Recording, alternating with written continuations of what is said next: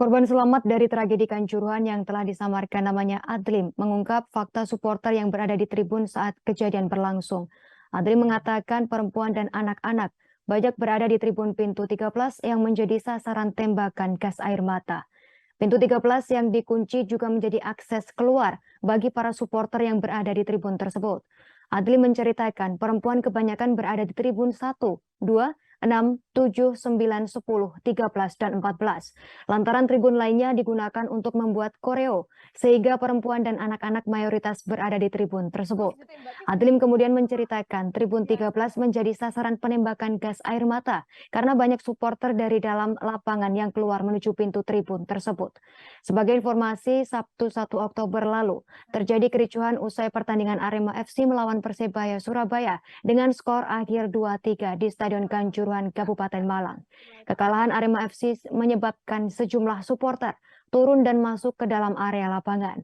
Kerusuhan tersebut semakin pelik ketika sejumlah flare dilemparkan, termasuk benda-benda lainnya. Petugas keamanan gabungan dari kepolisian dan TNI berusaha menghalau para supporter tersebut dan pada akhirnya menggunakan gas air mata. Berdasarkan data Dinas Kesehatan Kabupaten Malang, korban meninggal dunia akibat tragedi di Stadion Kanjuruhan Kabupaten Malang sebanyak 131 orang, sementara 440 orang mengalami luka ringan dan 29 orang luka berat. Terbaru, Kapolri Jenderal Listio Sigit Prabowo telah menetapkan 6 orang sebagai tersangka dalam tragedi Kanjuruhan.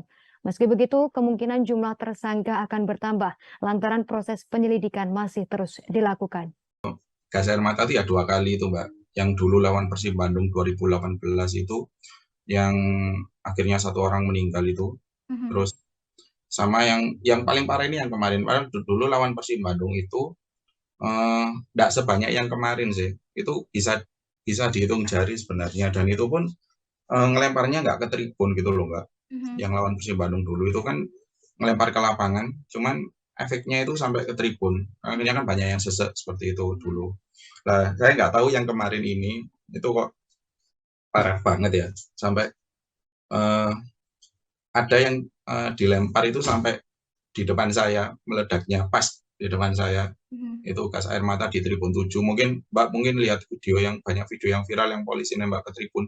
Ya itu tribun 7 dan kebetulan saya pas di tribun itu dan memang nggak tahu ya, saya kok mikirnya yang kok bisa-bisanya gitu loh. Padahal yang membuat panik itu kan atau yang membuat mungkin aparat itu panik itu kan ada di lapangan itu ya, yang masuk itu.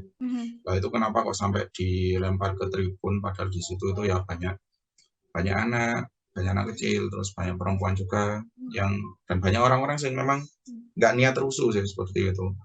Jadi ya itu yang saya heran sampai sekarang gitu, saya sama orang-orang itu ya heran kok bisa-bisanya itu dilempar ke situ gitu loh.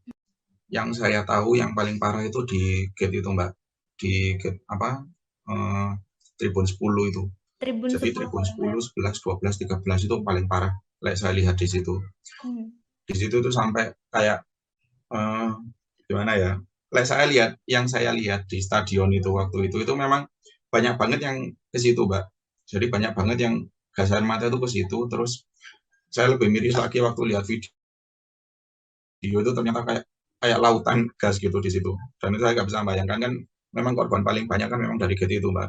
Nah terus apalagi di gate itu ada itu di pintu 13 yang dikunci lah itu yang paling saya juga nggak habis pikir kan, mesti orang-orang juga nggak habis pikir kan yang di medsos sekarang kan mikirnya kenapa kok di kondisi seperti itu malah dikunci seperti itu di G13 itu. Perempuan itu memang yang banyak di itu, Mbak, di 7, terus di 1, yang saya tahu ya, yang biasa saya lihat itu memang 1, 2, terus 6, 7, kemudian 9, 10, 9, terus 14, 13 itu banyak ceweknya. Oh, 13 itu bahkan seperti Iya. tadi yang dibilang sama Mas Iya, Adlim ya. bener, Mbak.